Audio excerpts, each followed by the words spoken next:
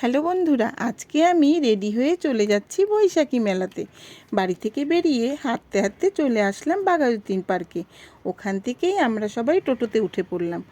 টোটোতে উঠে আমরা সবাই গল্প করছিলাম যে কি কিনবো, কি চড়বো, কি খাবো। গল্প করতে করতেই ফাইনালি আমরা বৈশাখী মেলাতে পৌঁছে গেলাম।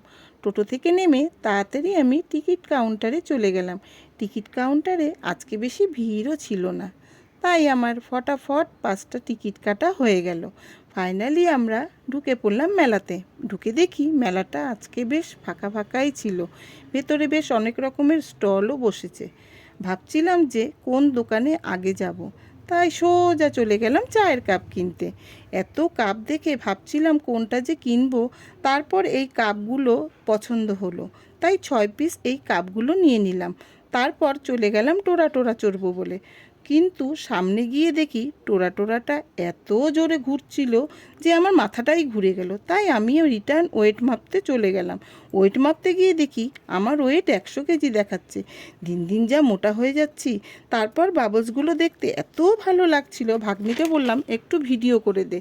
তারপর পিৎজাগুলো দেখে মনে পড়লো যে আমি তো অনেকক্ষণ কিছু খাইনি, তাই সোজা চলে গেলাম পাপড়ি চাটের দোকানে। গিয়ে দাদাটাকে বললাম তাড়াতাড়ি পাপড়ি চাট দাও, আমার খুব খিদে পেয়ে গেছে। দাদাটা বলে কি দাঁড়াও দিদি, দিচ্ছি। তার মধ্যে আমার এত গরম লাগছিল যে তারপর পাপড়ি চাট দেখে আমার হাতে দিতেই লোভ সামলাতে না পেরে গরম গরম মুখে দিয়ে ফেললাম। কি দারুণ বানিয়েছে। খেয়ে নিয়ে বাচ্চাদের গাড়িগুলোর সামনে চলে গেলাম, অল্প ভিডিও করে নিলাম। তারপর গেলাম একটা পুতুলের দোকানে। ভাগ্নিকে দেখাচ্ছিলাম কোনটা নিবি না নিবি। ভাগ্নি বলল একটাও পছন্দ হচ্ছে না। তাই চলে গেলাম আরেকটা দোকানে ক্লিপ হেয়ার ব্যান্ড দেখতে। ক্লিপ হেয়ার ব্যান্ডগুলো এত সুন্দর ছিল, আমি তো অনেকগুলো নিয়ে নিয়েছিলাম, সেগুলো আর ভিডিও করা হয়নি। তারপর আবার মেলাটা ঘুরে ঘুরে দেখছিলাম যে কি নেওয়া যায়, কি খাওয়া যায়। তারপর খেয়ে নিলাম 1 প্লেট রাজকচুরি। এটাও বেশ ভালোই ছিল খেতে। মেলার সব খাবারগুলোই ভালো ছিল। ওটা খেয়েও পেট ভরেনি বলে আবার আমরা 2 বোন মিলে 1 প্যাকেট পাঁপড় ভাজা খেয়ে নিয়েছি। খেতে খেতে ভাবলাম যাই নাগরদোলাটা দেখে আসি। ওরে বাবারে, আমার তো আবার মাথা ঘুরে গেল।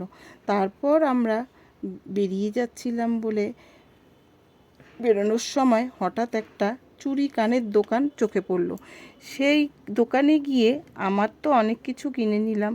কানের চুড়ি, মালা এত কম প্রাইস ছিল, তাই অনেকগুলো নিয়ে নিয়েছি। বেরোনোর সময় আমার এক বন্ধুর সাথে দেখা হয়ে গেল। ওর সাথে গল্প করে বেরিয়ে পড়লাম মেলা থেকে। টাটা বাই বন্ধুরা।